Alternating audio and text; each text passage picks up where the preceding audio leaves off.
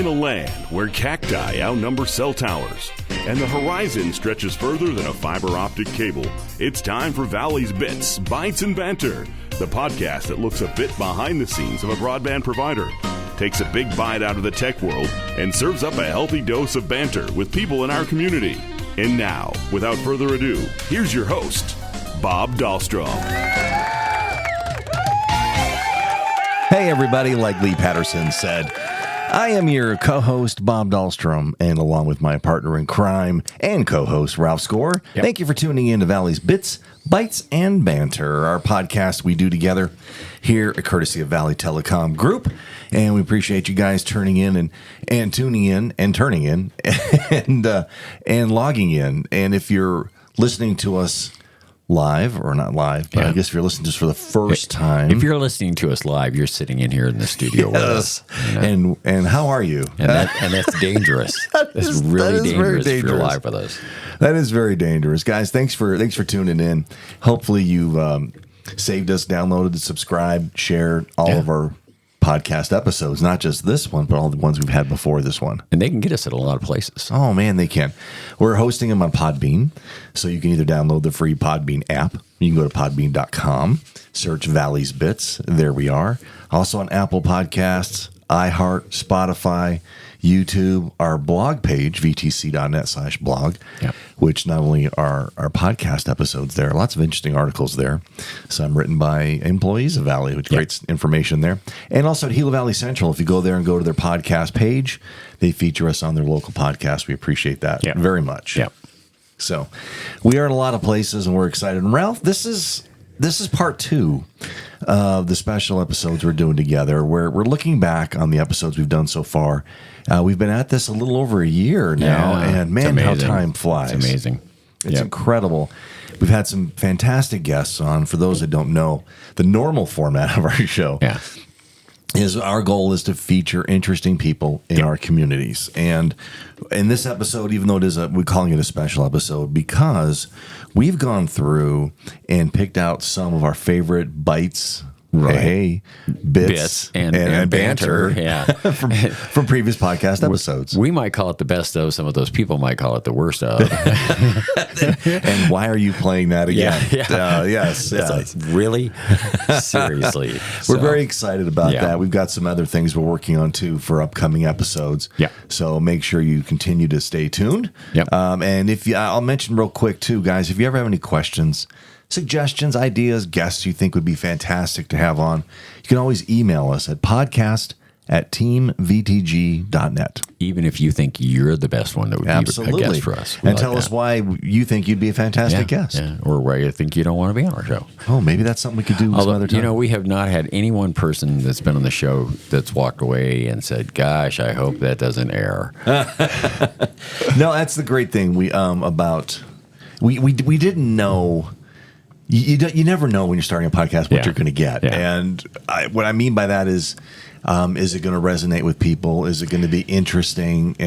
And our guests have been great, and not only blown us away. When Ralph and I talk about this frequently, that the guests blow us away with the things they're passionate about that they'll talk about, and the things they'll share that they're willing to share when they get comfortable on, and it's awesome. It's great stuff, and it never ceases to amaze me the stuff that you don't know about them that you find out during the course of a show. Yeah, we're gonna have some examples of that today. We try to do a lot of research when we go into this. We try to find out as much as we can. We send off information to them, and then of course we find out during the course of the show.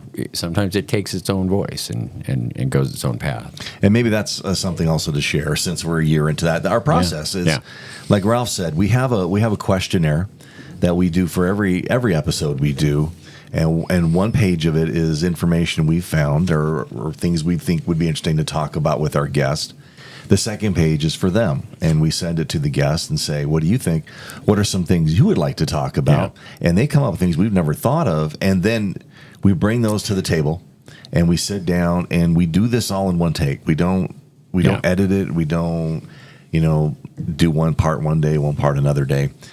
We sit down and do this no matter where we are. Yeah. in one take, and you never know where it's going to take you. And sometimes you follow that to the letter, and sometimes you don't follow that at all. It just gets you started at the trailhead, and off you go. Sometimes it runs. Yeah, absolutely. And that's where the passion comes in. You get somebody who's really passionate about a subject. It's like you don't have to really do a lot of question and answer with them. They're going to go. Yeah, and it can be some of the best content, best discussions you could ever have with someone when they're not planned. But you find a passion or an interest that you didn't realize, or they didn't even realize something that they want to get into and talk about. And I think that's what makes this show so great. Yep. I may be a little biased, but I think that's what makes it interesting. I do too. I think most people that have listened to it enjoy it for that. And it's not the same from one show to another. Yeah, we have a format we follow, but it's not the same show. It's not the same at all. No. You kind of know what to expect, break it up into a couple different segments, that kind of thing, but that's it. Subject-wise, it's like... You don't know. Yeah, you don't know. You have no idea. Even if you know who the guest is. Right. You may not know what they're going to talk about. And that's funny, too, because you think you talk to people, if you've ever run into people that listen to the podcast, and they'll say, I knew so-and-so was going to be a guest. So they already have, if they know them, they have their preconceptions about what they think we're going to talk about. And they go, and that's not at all what you guys talked about. It was so good. He goes, that wasn't anything like what I thought it was going to be. Yeah, yeah. And that's what you want to hear sometimes. Yeah. In a positive. In a positive. Except for maybe the guests themselves. Except for the guests themselves. Wow, that's not what I really wasn't thought. prepared to think about that or talk about that. And you learn things about people you never knew. Yeah, exactly. So... Anyway, I'm going to shift gears here a little bit. We always talk a little bit about the industry and everything. Each year, the Foundation for Rural Service, of course, they're an organization we're involved with through NTCA, and NTCA is the Broadband Association, if you will. Right. But FRS, they do things like they do the Washington Youth Tour. They also do community grants. They also they do a 5K that we're involved in every year. And one of the things that they do that a lot of people may not be aware of is that every year they invite congressional staff members. Now, these aren't delegates. These aren't Congress people themselves. These are staffers who work for these people. And they invite them to visit a rural area of the United States to learn more about rural telecommunications and things like geographic and financial challenges for providing broadband in rural areas, because it is really a challenge, and we deal with that all the time. And so this year, they're coming to New Mexico, and we happen to be one of those people or companies that's involved in it. This is the New Mexico Exchange Carrier Group, and there's 10 different companies that are involved in doing broadband in these very, very rural areas where it's very hard to get to it. The funding challenges are there. And so we're going to document it.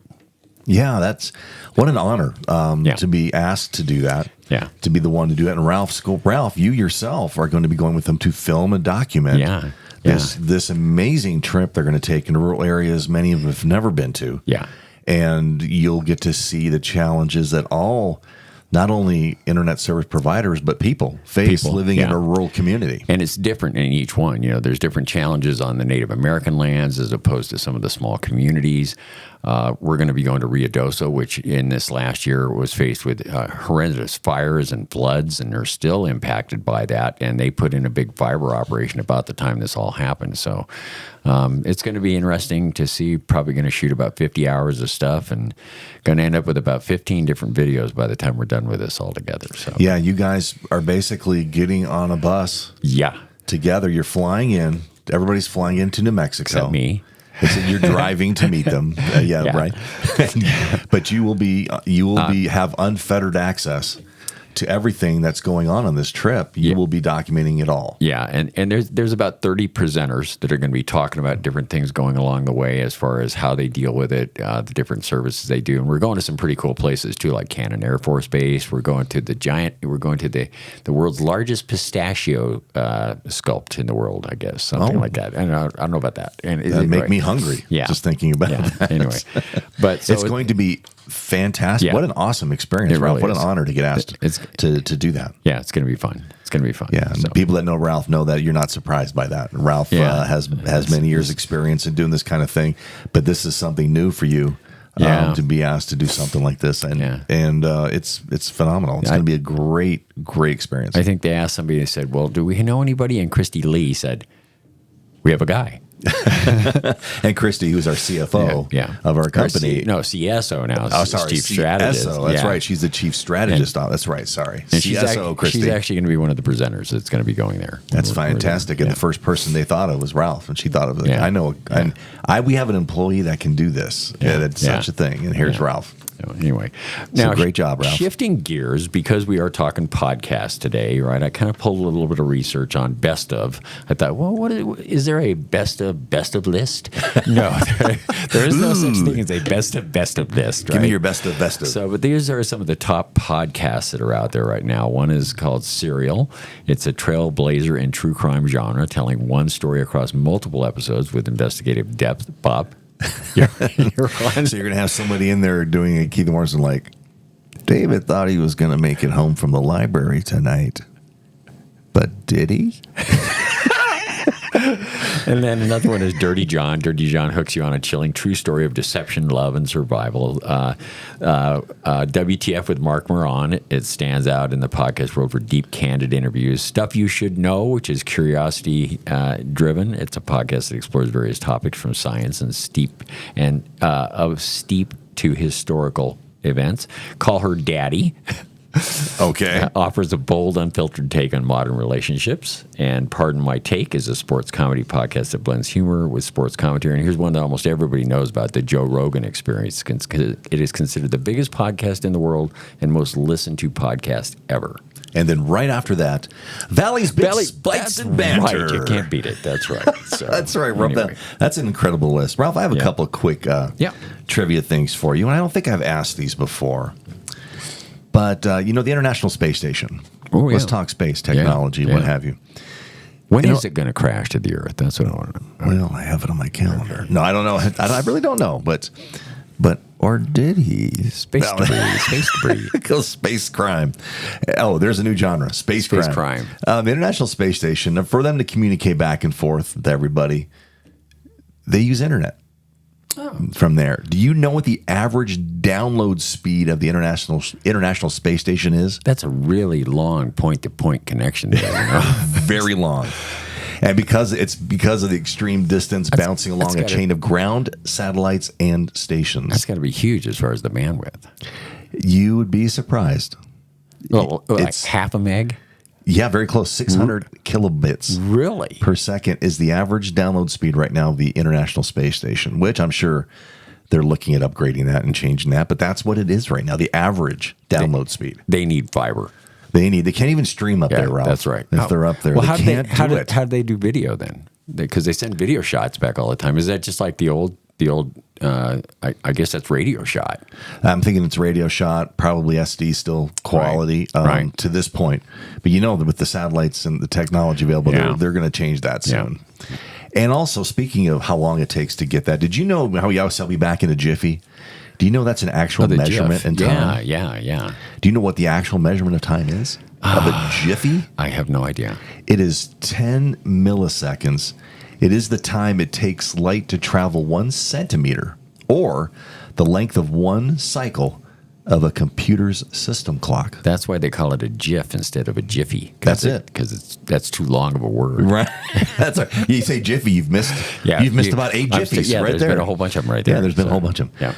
So I thought that was interesting. That's Anyways, very interesting. Talking about time and space, and podcasts. And speaking of podcasts, Ralph, we're going to head into our first break. And when we come back, we're going to start sharing some of our favorite clips of some of our previous guests. And the first group, I think you're really going to want to hear these. These are going to be really touching and interesting. We'll be right back. Hey, are you playing Fortnite? Yeah. Let's go, man. I'm gonna beat you so bad. You know I could go pro if I wanted to. You do not stand a chance. Besides, we always just play against each other. Yeah, that's true. We need to find more people to play with. Hey, Valley Telecom has the Fiber Gaming Network, an online community where we can compete in tournaments and win real prizes, or just meet new gamers and participate in casual game nights. Whoa, that's so cool. But how much does it cost? It's actually free. Valley Telecom is providing this to their community at no charge. We just go to vtc.net/gaming and sign up. Wow, that's so awesome. Now I can show everyone I'm the best. Get in the game with a Fiber Gaming Network powered by Valley Telecom. Go to vtc.net/gaming to sign up today.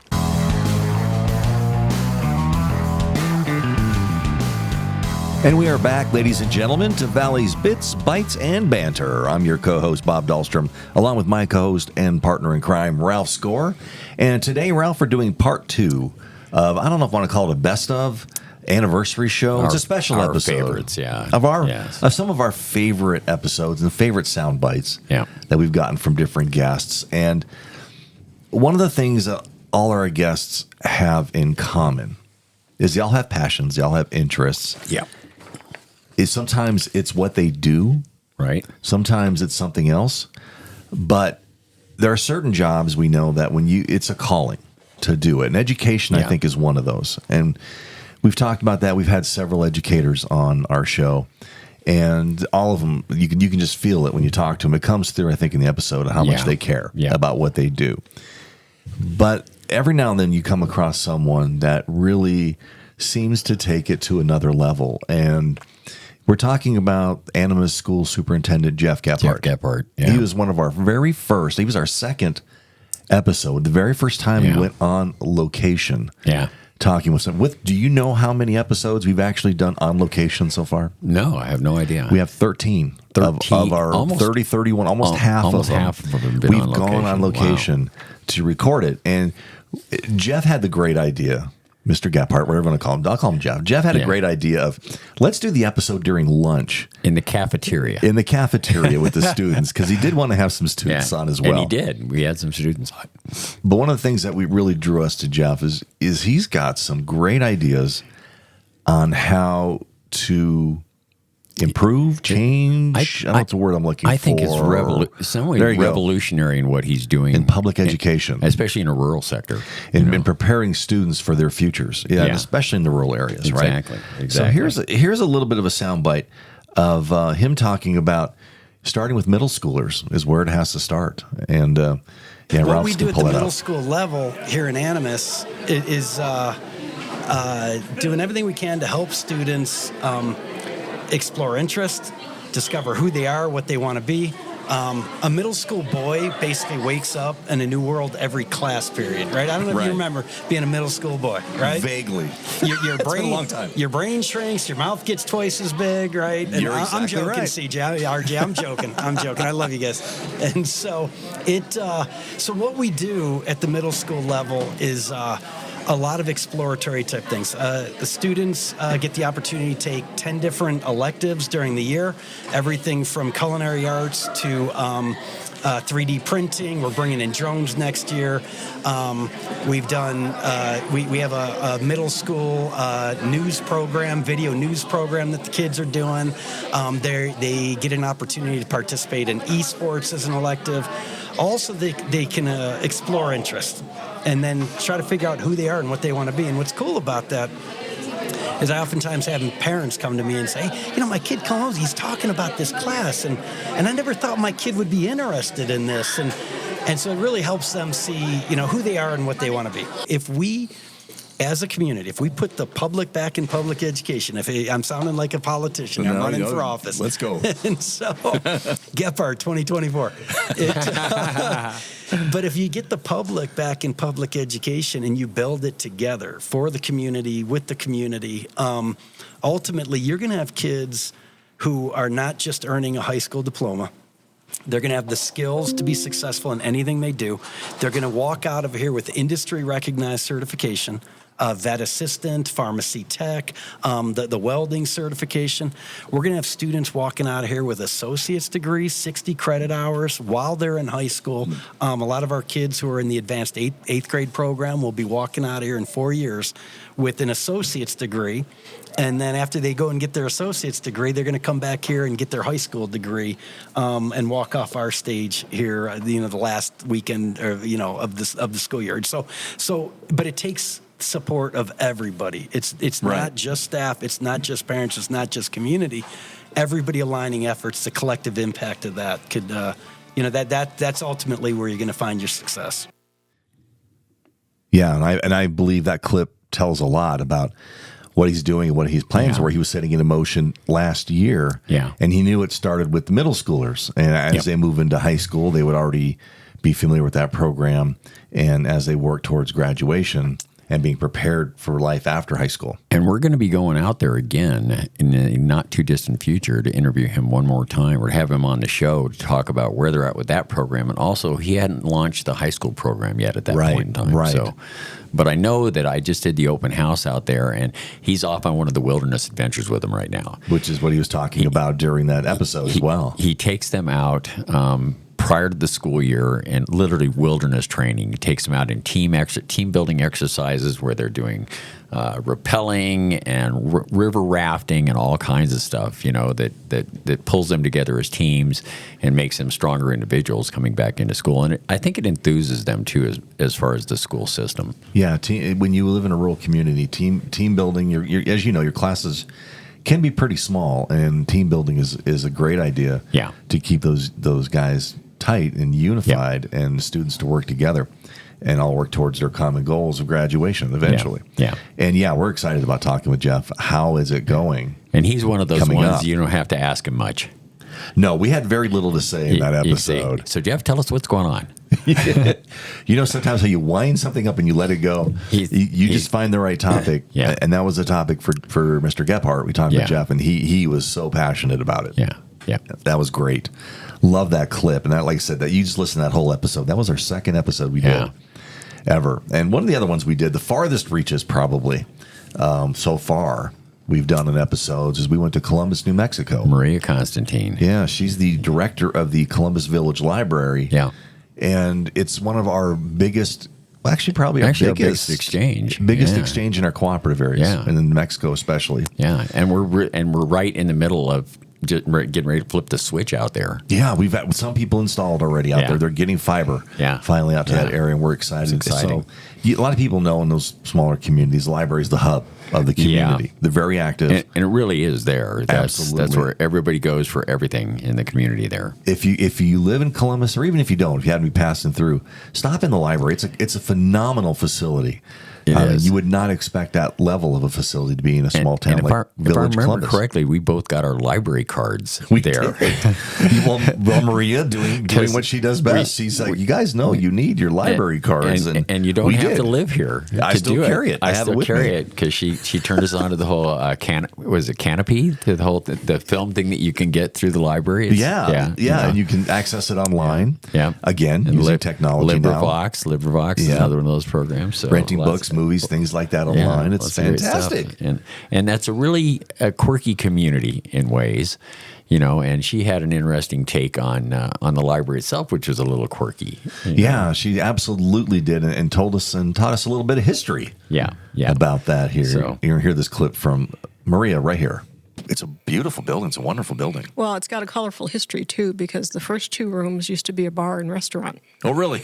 And they were family-owned for many years by a local family and called the Pink Pony. Oh, very nice. And if you go around the corner behind the chamber, the sign is there with the pink pony on it.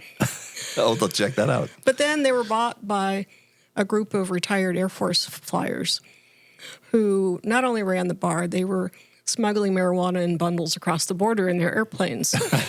And this was back in the late 80s, early 90s. And they were the first ones to get busted for it. Oh, whoops. So once again, Columbus was on the map for something notorious.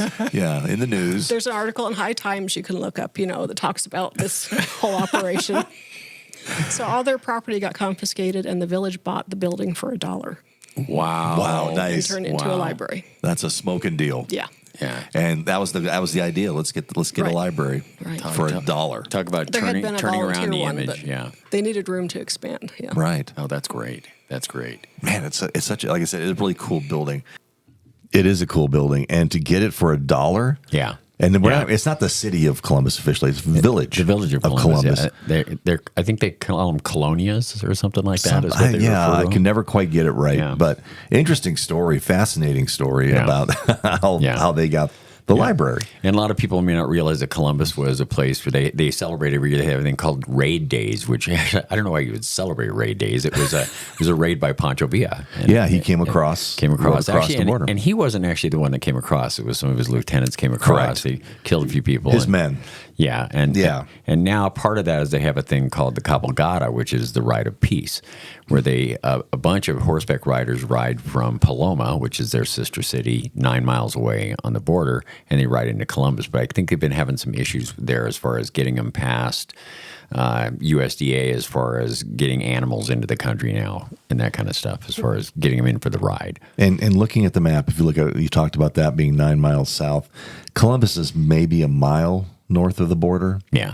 Very close. Yeah. Very, very close. And it's a straight shot up the highway, 30 minutes to Deming. They're straight north of Columbus. Yep.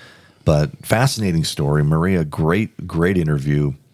Really enjoyed her a lot. And a lot of people, like we talked about, a lot of our guests, Ralph,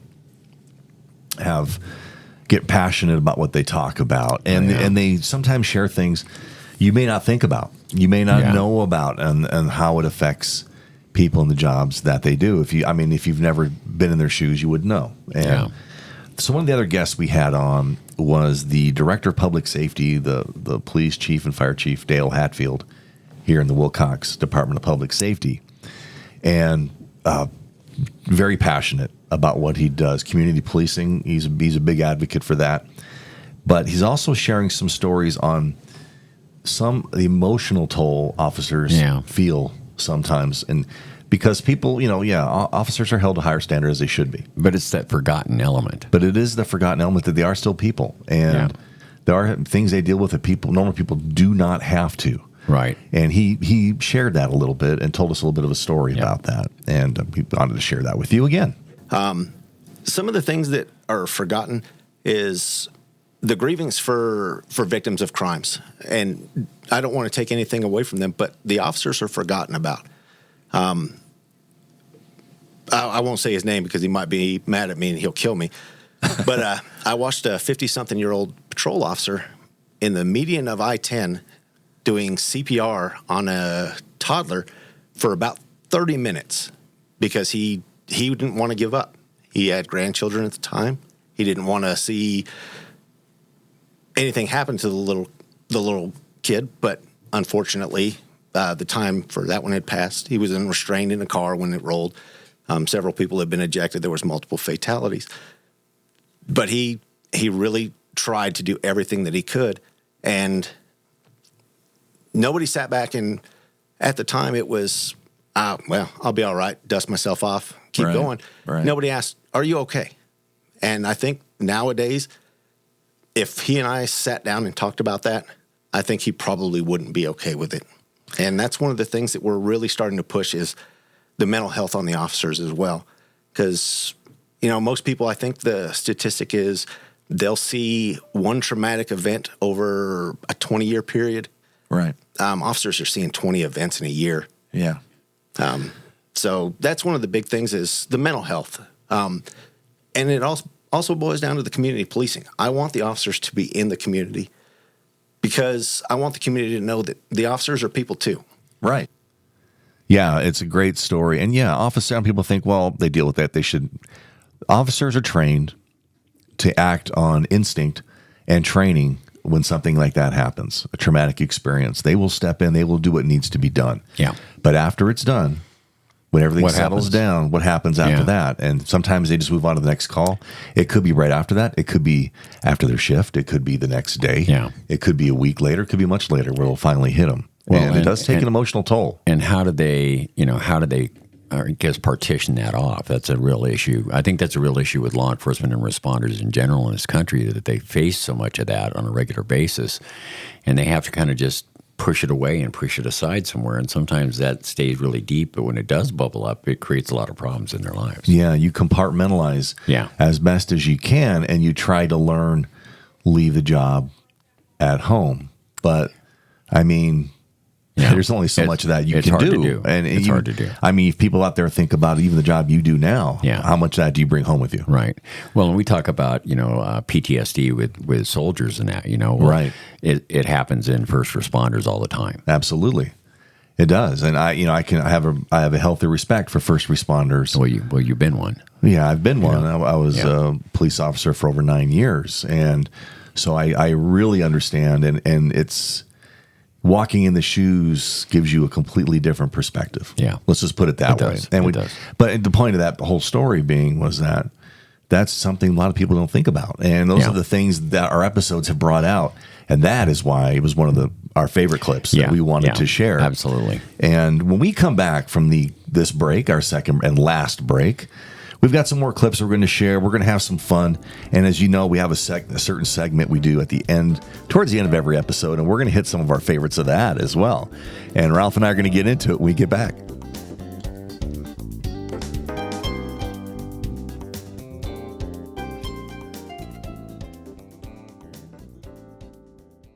The endless options for streaming movies, shows, and sports can be overwhelming. Valley Telecom is here to help with Stream Now, your ultimate online reference for all things streaming. Whether you're a binge watcher or just looking for a quick episode to enjoy, we've got you covered. Discover recommendations, compare platforms, and find the best content for your favorite streaming devices. Stream Now makes it simple to get the most out of your streaming experience. Enjoy the journey of discovering your next favorite show, movie, or live event, all in one place. The best part is it's free to use. Unlock the door to endless viewing possibilities by going to gostreamnow.com/VTC today.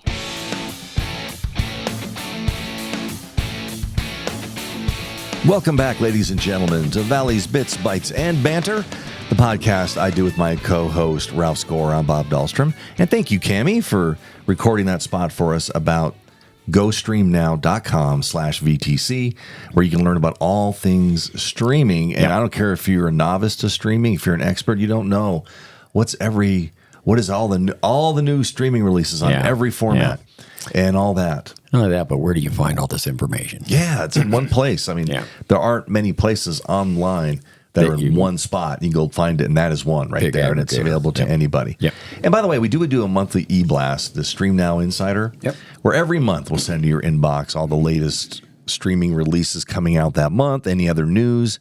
We'll also share some stuff we have going on in the communities that we do, things like that.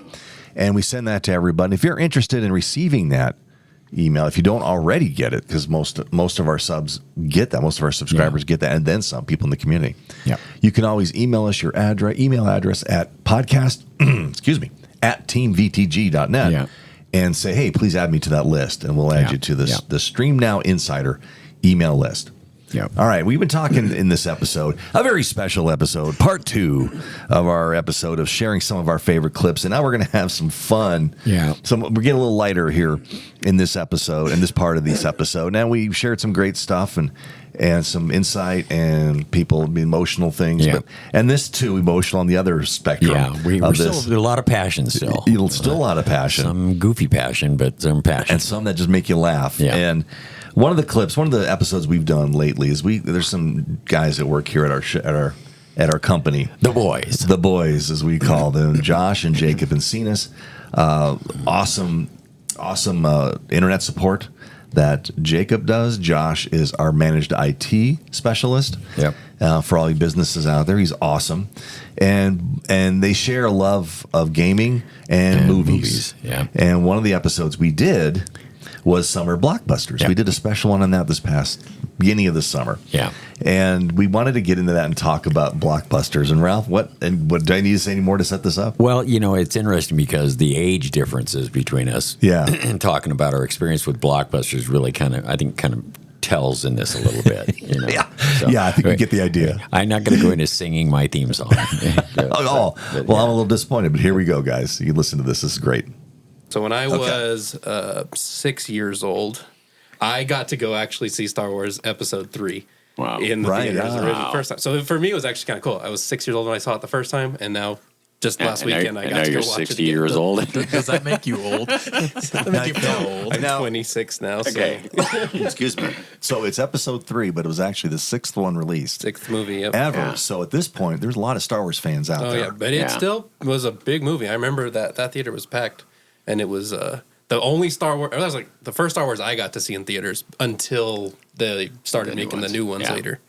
The next one I got to see was the original The Avengers in 2012. Oh, yes. I remember going to Safford to go watch it in that theater, and it was again packed. Like you couldn't. Yeah. Everybody was right before the movie. It was all loud, and everybody was getting ready and cheering. The big payoff.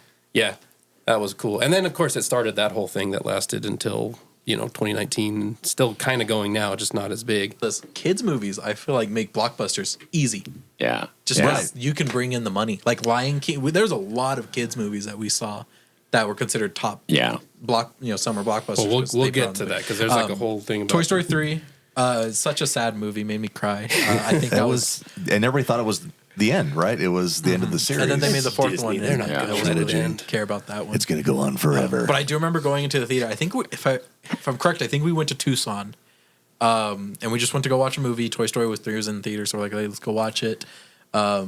Absolutely. Just bawling my eyes out. Not a dry eye in the house, I guarantee it. You were only like 8 years old. Yeah, I was 8. Not very old, but still. Well, it worked on many levels. And then, obviously...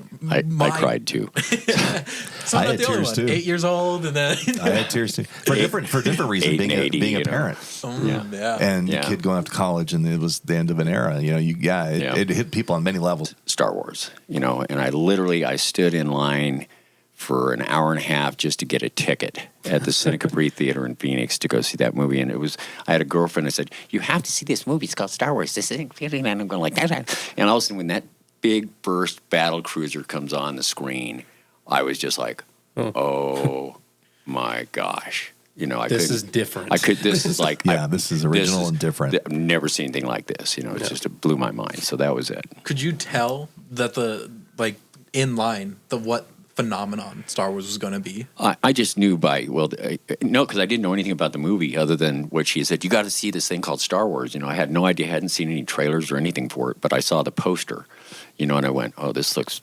different, and then I showed up going, well, I'll go see it at the Cine Capri, I showed up in the afternoon, it's like, what are all these people doing here, it's like, and it wasn't even to get a ticket for then, it was to get a ticket for the next day, so I'm going like, what do you mean I can't get in the movie theater? Well, you can buy a ticket for tomorrow. I go, okay, I'll buy a ticket for tomorrow, I'll be back, and then when I sat down on it, it was one of those, like, I don't know, it was like a metamorphosis experience for me as a guy who wanted to be a filmmaker. I just went, oh, this changes everything, as far as what you can do.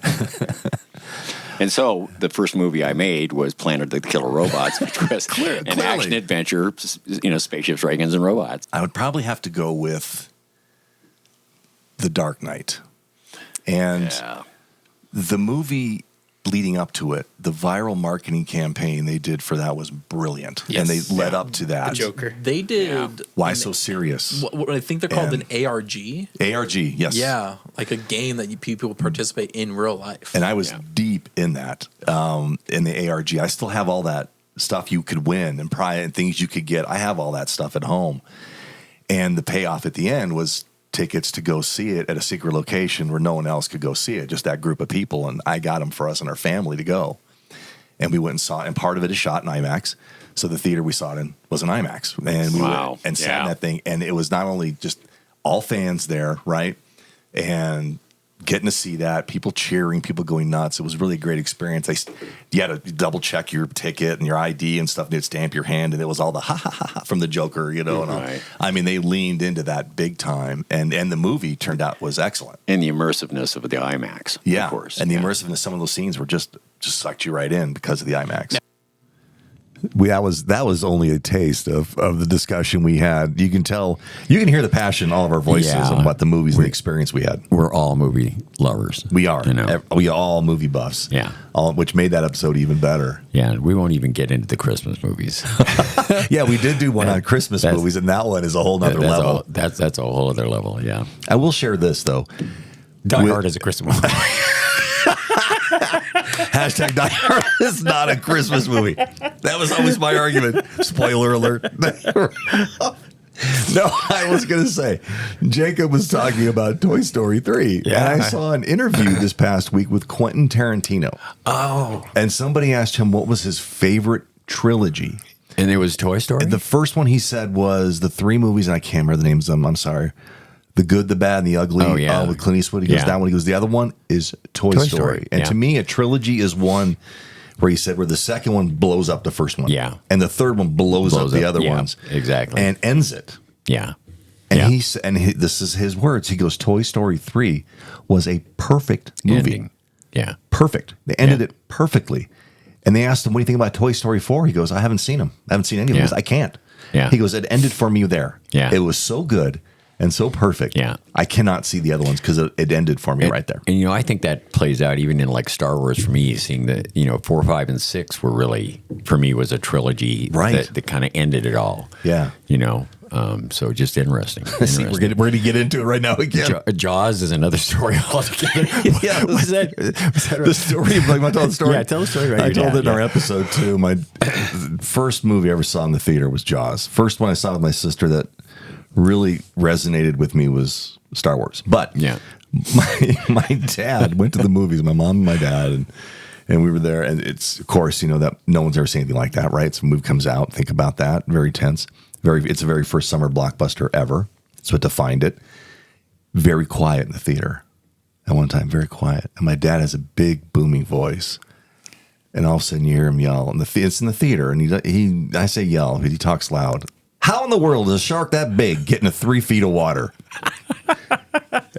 And throughout the movie theater, you just hear people giggling. They broke the tension during that scene in the movie. It's just absolutely. My mom, of course, smacks my dad. Knock it off. Quiet. Yeah. Everybody can hear you. He's like, well, that's true. But we learned, like we said in the episode, we learned there. Sharks that big can get into 3 feet of water. That's right. Yikes. Now you can watch it, and they're all over the place like that. So, oh my gosh! So the rest of these clips we have to talk about, and all centered around a certain part of our podcast. They're also passionate. Yes, they are. Yeah, really passionate. Sometimes a little off the wall, but passionate nonetheless. Some take us down a rabbit trail, as you know, if you listen to episodes, one of the things we do is ask a question of the day, and we give guests an opportunity to pick which question they're going to be asked, even though they don't know the questions. Yeah. And we don't ask any and we don't ask any closed questions. There's no yes or no. Yeah. Except maybe for one. Yeah. Is a hot dog a sandwich? We asked that. That's right. That really prompted a big discussion. Well, and he took it beyond the yes or no. Which was a fantastic answer. Yeah. We could have shared that in here again. But we asked open-ended questions to get people's perception on things. And Ralph was mentioning those people get very passionate. David Bell, he's a news director for Double R Media, and the man is a pop culture wizard. Yeah. He knows all that stuff. And we asked him a question, and it just, he took it to another level.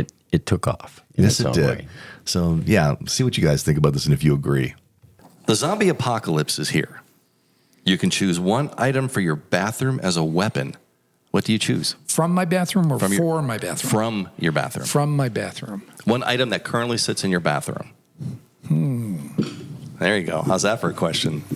To use in Everybody defense. listening at home is thinking, what do I have in my bathroom? What do I use? Ooh. My first thought immediately went to hairspray.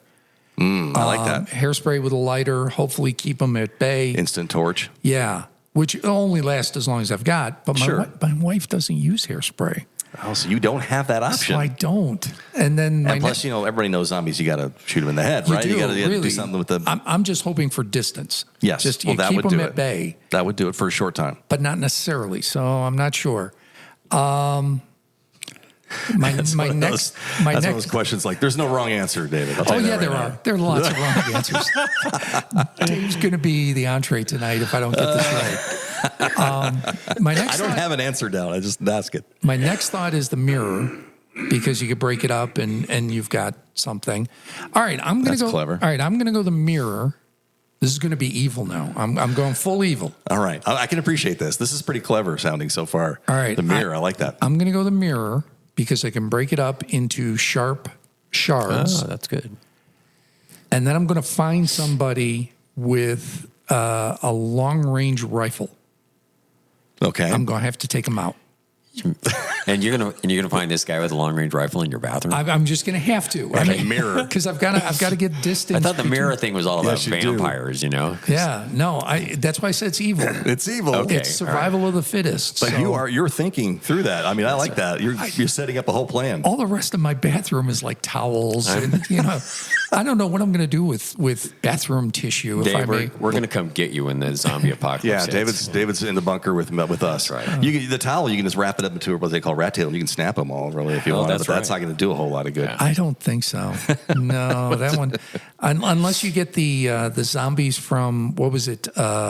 Which one of the Romeros? Where it was with Dennis Hopper and John Leguizamo, where they had the tower. Was that Land? That was Land of the Dead. Yes. Yeah. Land of the Dead, and one of the zombies started to talk. So Which maybe would be unsettling. That's a little unsettling. Maybe the rat tail could work then. Maybe it could. Up till then, they've just been non-feeling. Ow. Yeah. but at least that means I got a chance. Yeah, you do have a chance at that point. Oh, my goodness. So now we've got a plan with a mirror to signal a sniper from somewhere. In the bathroom. Yeah. And somehow you're in the bathroom. You're going to signal, I am in the bathroom, apparently, with zombies. I don't know. But David Bell. And a long-range rifle. Yes. So you signal and you get away from, you step back from the window. Yep. And let them take out the zombies. And now we're going to go from zombies to something else. Yes. Other mythical creatures as well. Creatures, yeah. That's true. One other guest we had on our show, he's the president of Pivot Group and was the chief marketing officer at Valley for a while, Jeremy Graves. Yeah. We had him. He's a great friend of the show, great friend of ours. And we had him on the show. He happened to be here for something else one day. Yeah. And we asked him, would you mind recording an episode with us? He goes, no, absolutely not. Yeah. And what do you want to talk about? And we worked it all out and did it that day. And we threw this question at him about mythical creatures and maybe some that aren't quite so mythical. Yeah, here we go. Here's his response. Number 8. Are you ready for this question, Jeremy? If you could become any mythical creature for a day, what would it be and why? Mythical creature. Yes, a mythical creature. You don't look like a unicorn. I was going to say unicorn. I think it's going to have to be a unicorn. I'm going to take a unicorn. They can fly. They can pretty much do whatever they want to do. That's true. I haven't seen one, but I've heard that. Yeah, no, I think I'd have to go. I think I'd have to go with a unicorn. But what are you going to choose? I would like to be Bigfoot. For a day, because everybody thinks they see you, but they're not really sure. You can kind of be everywhere, just kind of hide in the background and observe, and just I can go anywhere I want. Interesting, you think that's mythical? So that's a whole other conversation that we can. Well, I'm sorry, we're not including the Oregon people. Now in this. listen, don't they have a name for that in Tennessee that's different than Bigfoot? I'm not going to go there to offend all my Tennessee friends, but listen, well, Oregon then, okay. In addition to Bytes and Banter, that's my favorite podcast. Also, Sasquatch Chronicles is on the list as well. So, I mean, there you go. It's clearly a real thing. It's a real thing. But you keep thinking it's mythical. In my mind, until I get a picture with me and Bigfoot together, I'm going to just leave him in that category. Hey, wait, he's in the lobby. Wait a minute. He's here to sign up for service right now. Ralph, you're a mythical creature. Oh, well, that would be Bruce, the mechanical shark from Jaws, so he's mythical because he never worked properly. So never worked properly. That's your definition of mythical. Yeah, great movie though. Yeah, that's I'm really surprised, Ralph, that Sasquatch Chronicles are not on your list of top podcasts. I should have looked harder. I know. I keep forgetting to look that up after Jeremy just threw that at us. It's got to be right up there with the Joe Rogan Experience. It's got to be. It's probably right below it, like number 6 or 7 on that list. And you know who narrates it? Who? Keith Morrison. Oh. The moon was full that night. David thought he heard a voice out in the woods. It was just a wolf. Or was it? There you go. Thank you very much. Yeah. Shout out to Keith Morrison on that. I love that. I love the unicorn. Yeah. And of course, then we went from mythical animals to real animals. But a totally ridiculous scenario with real animals with our friend Lee Patterson. He's the sales and sports director at Double R Media. I don't think so ridiculous when it comes to what Lee said. Well, that's true.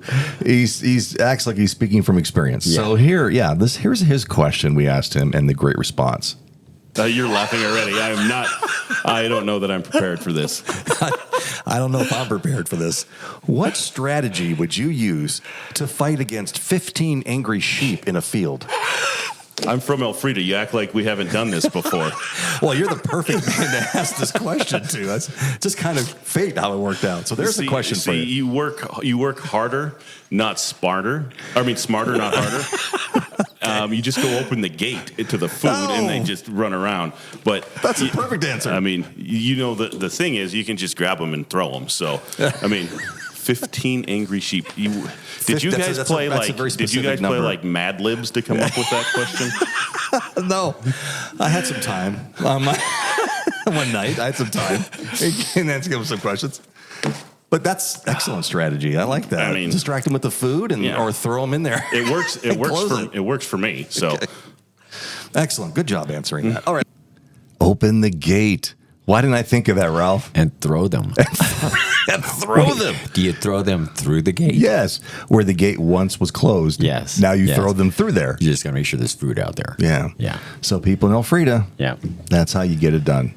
I did not know that, but I believe that. I believe that. So there you go, ladies and gentlemen. And I would love, by the way, these questions. If you have an even better answer, you think. That's right. I would love to read those. Let us know. Please let us know at podcast@teamvtg.net. Maybe we'll share some of those on one of our episodes. Oh, my gosh. Lee Patterson, a great friend of the show. Another great friend of the show, Reed Richens. He's the owner of Double R Media. A great guy. Everybody over in the Gila Valley knows Reed. And he owns the radio stations now, Cat Country, Sunny 102, KATO.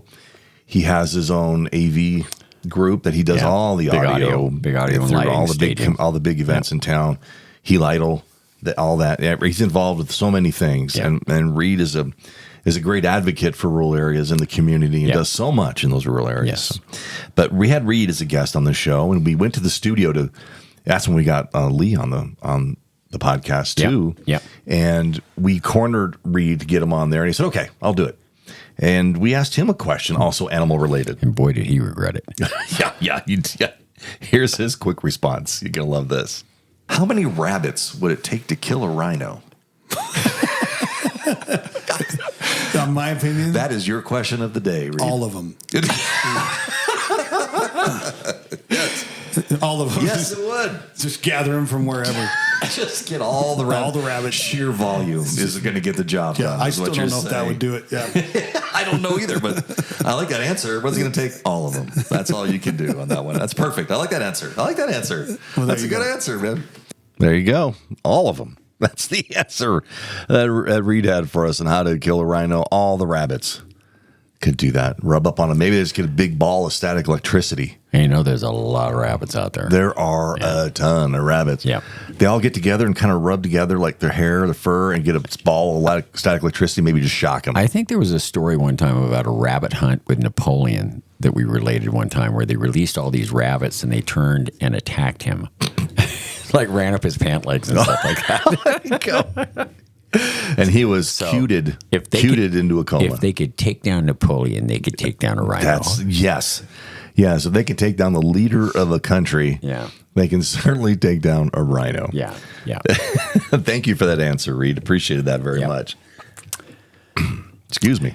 And then we had something about sports, I know, which you'd think that was coming from Lee, but it wasn't coming from Lee. Yeah, you're right. We went to Eastern Arizona College, and we interviewed Paul DeMuth, who's the athletic director at EAC. And he's a hometown guy, full circle. Came back to Thatcher after many other opportunities and educations and stuff, and moved back there to become the athletic director, and is doing a great job. And in the podcast episode, we talked to him is how the internet and how everything, NIL, all that stuff, what it does for recruiting, recruiting aspects of it. And we had somebody give us a question when they found out we were going to interview Paul. Yeah. And they said, among any questions, ask him this question. Is the question in this clip, Ralph? It is. And it's kind of, I think, I don't know if it's the question, but it's the topic is definitely Do we need to set it up? A little bit. I think we set it up actually in the clip. Okay. Yeah. So here you go. Here's the question that was not thought up by us. Yeah. This was courtesy of Lee Patterson. Yeah. And we asked Paul this. Of course. So do any of them live near Boston? I did have a daughter that lived in Boston for a little while. she's not there anymore. She's in Florida. So, and Ralph set us up perfectly for the question to ask you. So, I know that you like to hike, right? I do. And you're involved in sports, of course. Right. You and your wife are active. Yeah. And your wife recently, maybe I don't know if it was recently, but at least one time has run in the Boston Marathon. She has. So the question I had was asked to me is, why didn't you run with your wife in the Boston Marathon? That is a very easy question, and it has to do with you have to qualify for Boston in order to run it. And so I don't think I could ever qualify for Boston, at least not now.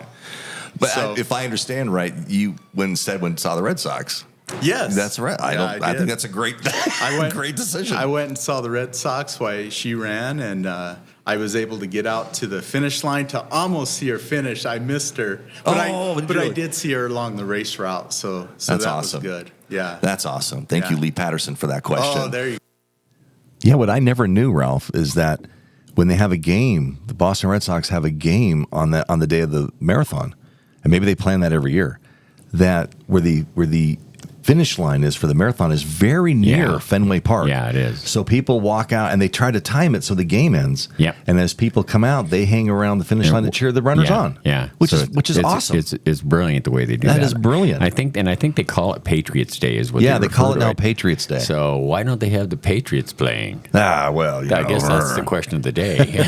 Probably the time of the year. Yeah, but I'm okay with that, Yeah, that's so cool. I think that's an awesome experience for everybody, and you get to back each other up and cheer each other on. And Boston's one of those incredible cities back east. If you ever get a chance to go to Boston, it's just an amazing so much place. history. I would love on my bucket list places to go and just sightsee in Boston. Because a lot of times you go to a city and you go, I want to go out here and out there. No, I want to go to Boston. And check out Boston. Yeah. And Paul, thank you, Paul DeMuth, for being he was a great guest. Yeah, he was. Like I said, talked a lot about recruiting, sports, the difficulty of it now. So if you guys haven't listened to that episode, go back and listen to it.